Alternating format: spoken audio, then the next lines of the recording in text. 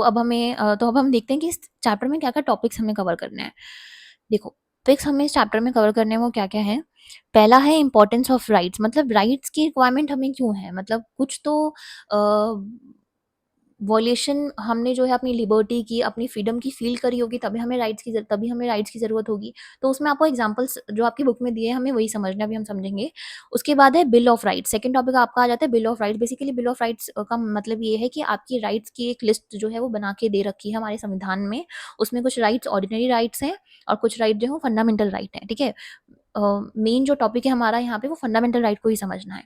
ठीक है, उसके बाद fundamental rights in the Indian constitution, फिर यहाँ से जो तीसरा टॉपिक है आपकी बुक में, एनसीईआरटी बुक में, वो स्टार्ट हो जाएगा कि फंडामेंटल राइट्स क्या है इंडियन कॉन्स्टिट्यूशन में। ठीक है, जैसे कि आप देखोगे उसमें है राइट टू इक्वालिटी। ठीक है, उसके बाद है आपका राइट टू फ्रीडम।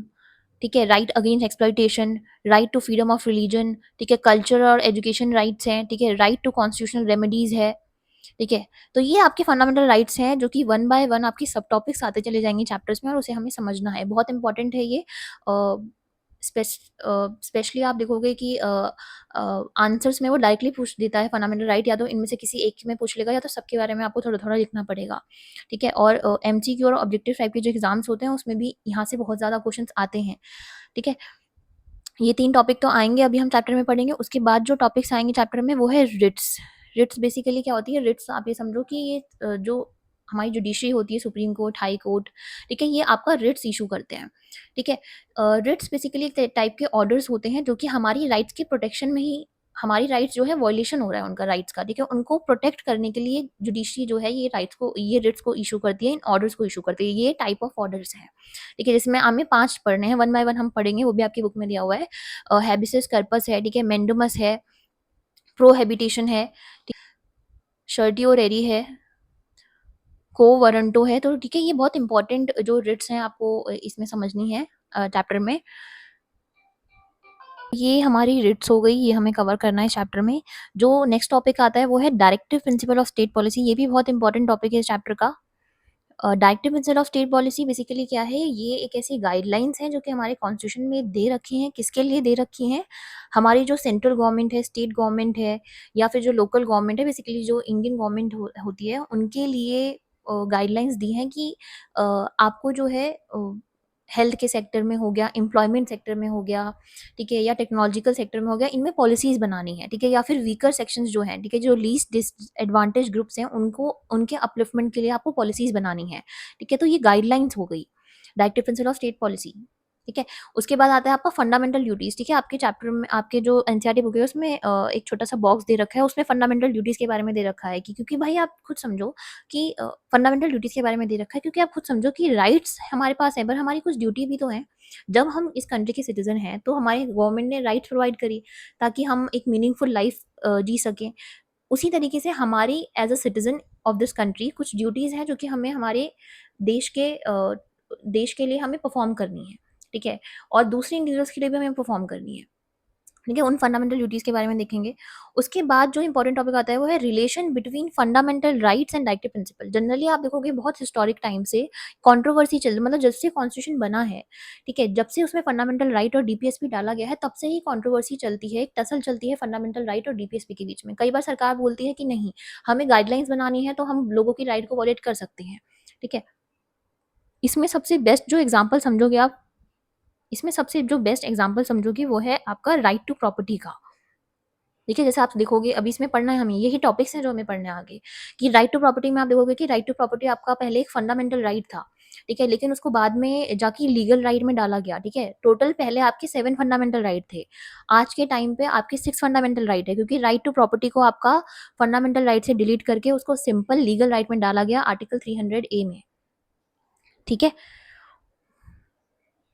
तो हम देखेंगे कि इसमें कैसे आपका क्या आपकी कंट्रोवर्सी चल रही थी जो इसमें डाला गया, राइट टू प्रॉपर्टी को क्यों डिलीट करा गया फंडामेंटल राइट में से, ठीक है? क्या रिक्वायरमेंट्स थी? तो ये बेसिकली आपके टॉपिक्स हैं, ठीक है? ये आपके टॉपिक्स हैं जो आपको इस चैप्टर में कवर करने हैं, ठीक है? तो अब हम स्टार्ट करते हैं सबसे पहले टॉपिक से, वो है हमारा इम्पोर्टेंस ऑफ राइट्स। देखो, सो इम्पोर्टेंस ऑफ राइट्स इस टॉपिक का मतलब ये है कि हमें राइट्स की ज़रूरत क्यों है, क्यों राइट्स एक इम्पॉर्टेंट रोल प्ले करती है हमारी लाइफ में, ठीक है? उसके लिए 2 एग्जांपल्स आपकी बुक में दे रखे हैं, ठीक है, एक एग्ज़ाम्पल है एशियन गेम्स का जहाँ पे वर्कर्स को एम्प्लॉयड करा गया था और एक था माचल लालुंग का एक एग्ज़ाम्पल है जो कि 23 ईयर ओल्ड मैन थे जिनको कभी ट्रायल के लिए प्रेज़ेंट ही नहीं करा गया। उनका केस कभी कोर्ट में आया ही नहीं। ठीक है, ये 2 एग्ज़ाम्पल्स आपको समझने हैं। ठीक है, तो अपनी बुक का जो पेज नंबर 27 है आप उसको ओपन करिए और लेके बैठिए क्योंकि वहीं से आपको ये स्टोरी समझ आएगी। तो देखो पहला जो एग्ज़ाम्पल है वो है वर्कर्स का। ठीक है, देखो क्या हुआ था 1982 में एशियन गेम्स होने थे जिसके लिए गवर्नमेंट ने वहाँ पे स्टेडियम्स और फ्लाईओवर बनवाने के लिए कुछ कॉन्ट्रैक्टर्स को जो है हायर करा और बोला कि आप अपनी साइड से कुछ कंस्ट्रक्शन वर्कर्स लिखे और ये काम कंप्लीट करवाओ। ठीक है, और क्या हुआ उन कॉन्ट्रैक्टर्स ने बहुत डिफरेंट डिफरेंट पार्ट्स में से इंडिया के बहुत सारे वर्कर्स को जो है एम्प्लॉयड करना स्टार्ट कर दिया। ठीक है, और ये ध्यान रखना वो वर्कर्स जो थे वो पुअर कंस्ट्रक्शन वर्कर्स थे। ठीक है, वो आपके डिफरेंट पार्ट से कंट्रीज के लाया गया उन स्टेडियम्स और फ्लाईओवर को बनाने के लिए। ठीक है, लेकिन धीरे धीरे बाद में ये देखा गया कि उन वर्कर्स को जो है बहुत ज़्यादा पुअर वर्किंग कंडीशंस में रखा जा रहा है। ठीक है, उनकी उनकी वर्किंग कंडीशंस बहुत ज़्यादा पुअर है, बहुत कहते हैं कि हज़ारियस सिचुएशन में वो उन लोगों से काम कराया जा रहा था और उनका मतलब जो मिनिमम वेज सरकार ने डिसाइड करी थी कि आपको किसी वर्कर को उसके काम के लिए जो मिनिमम वेज देनी है जिससे कि उसका घर चल जाए, ठीक है, बच्चे पढ़ सकें उसके, ठीक है, खाना-पीना हो सके उसका, तो वो मिनिमम वेज डिसाइड कर ली थी गवर्नमेंट ने। लेकिन ये कॉन्ट्रैक्टर्स क्या कर रहे थे, इन वर्कर्स को उस मिनिमम वेज से भी कम पैसे दे रहे थे। ठीक है, तो ये आप सोच लो कितना बड़ा वॉयलेशन हुआ ये। ठीक है, उसको वो अपना हम देखेंगे कि लेबर कितना अपनी पूरी मतलब बहुत ज़्यादा कम पैसे उसको दिए जा रहे थे। ठीक है, उन पुअर कंडीशंस में भी काम कराया जा रहा था। ठीक है, अब ये धीरे-धीरे जब ये बात फैली, तो कुछ सोशल साइंटिस्ट थे, ठीक है, जिन्होंने इन वर्कर्स की पुअर कंडीशंस को स्टडी करा कि कैसे उनको लो वेजेस दी जा रही हैं। तब क्या हुआ इन जो सोशल साइंटिस्ट थे इन्होंने जो है सुप्रीम कोर्ट में पिटीशन फाइल कर दी कि भाई ऐसा-ऐसा हो रहा है, देख लो यहाँ पे वर्कर्स को ऐसी कंडीशन में रखा जा रहा है, आपको सुप्रीम कोर्ट आपको कोई ना कोई एक्शन लेना पड़ेगा। ठीक है, अब उस वक़्त क्या हुआ सुप्रीम कोर्ट ने जो है डायरेक्शन दे दी गवर्नमेंट को कि आपको जो है मिनिमम वेज तो प्रोवाइड करना पड़ेगा। आप आपके द्वारा कॉन्ट्रैक्टर्स को हायर करा गया था और वो कॉन्ट्रैक्टर्स जो है वो पैसे नहीं दे रहे हैं लोगों के पूरे और ऊपर से उनसे पुअर कंडीशन में काम करा रहे हैं। उनकी हेल्थ इम्पैक्ट कितना ज़्यादा होगा आप ये सोचो। ठीक है? तो ये जो है एक हम देख सकते हैं कि एग्ज़ाम्पल है कि कैसे यहाँ पे जो है वॉयलेशन करा जा रहा है फंडामेंटल राइट अगेंस्ट एक्सप्लॉइटेशन। ठीक है, उनका एक्सप्लॉइटेशन करा जा रहा है। ठीक है, उनको उनकी वेजेस नहीं दी जा रही हैं। ठीक है, उनको जो है पुअर कंडीशंस में काम कराया जा रहा है, हज़ार्डियस कंडीशन में काम कराया जा रहा है। तो ये एक तरीके से वॉयलेशन माना गया। कौन सी राइट का वॉयलेशन माना गया? फंडामेंटल राइट्स अगेंस्ट एक्सप्लॉइटेशन का।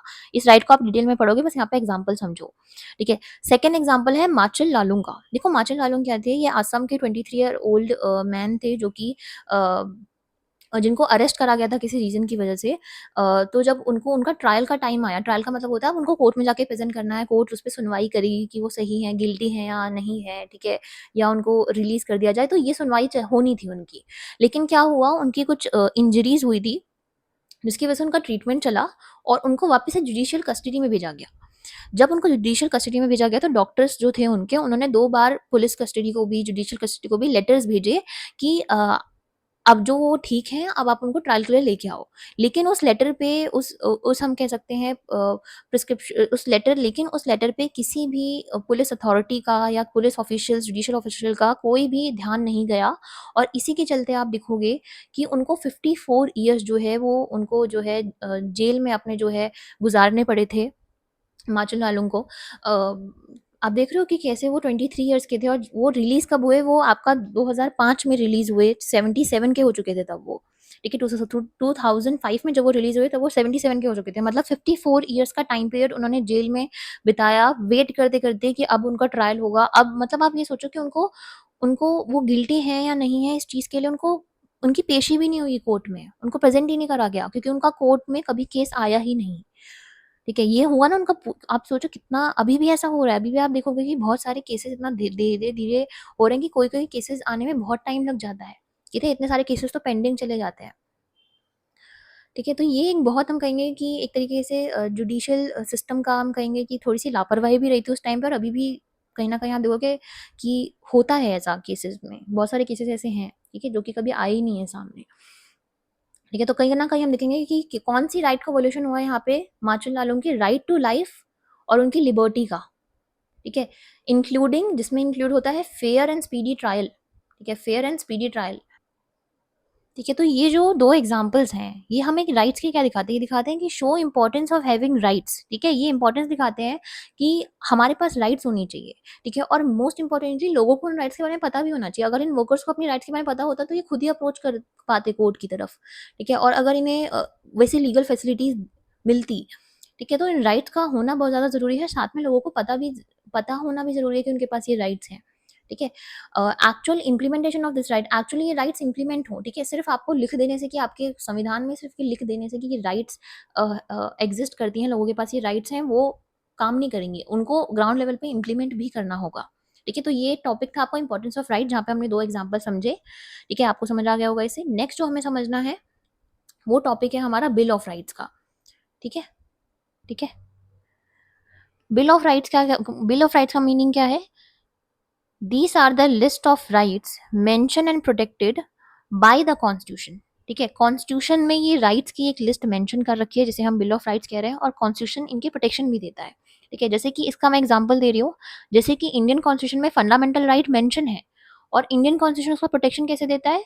उसने, इंडियन कॉन्स्टिट्यूशन ने ये बोल रखा है, जैसे आप देखोगे कॉन्स्टिट्यूशनल रेमेडी वाली एक फंडामेंटल राइट है हमारी। कॉन्स्टिट्यूशनल रेमेडी का मतलब क्या होता है कि अगर बाकी की जो फंडामेंटल राइट्स हैं अगर वो वॉयलेट होती हैं, तो हम सुप्रीम कोर्ट में डायरेक्टली अप्रोच कर सकते हैं कि आप जजमेंट दीजिए, क्योंकि हमारा इस पर्सन ने या फिर इस पब्लिक इंस्टीट्यूशन ने या फिर गवर्नमेंट ने हमारी राइट्स को वॉयलेट करा है। तो क्या हुआ, कॉन्स्टिट्यूशन ने मेंशन भी कर दिया राइट्स को, और कॉन्स्टिट्यूशन ने प्रोटेक्शन भी प्रोवाइड कर दिया।